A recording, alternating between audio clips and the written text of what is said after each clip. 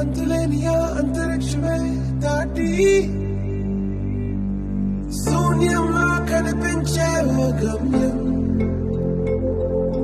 లోకమున్నను లేకపోయినను నా పయనం భయమే దాటి బదులే చెప్పి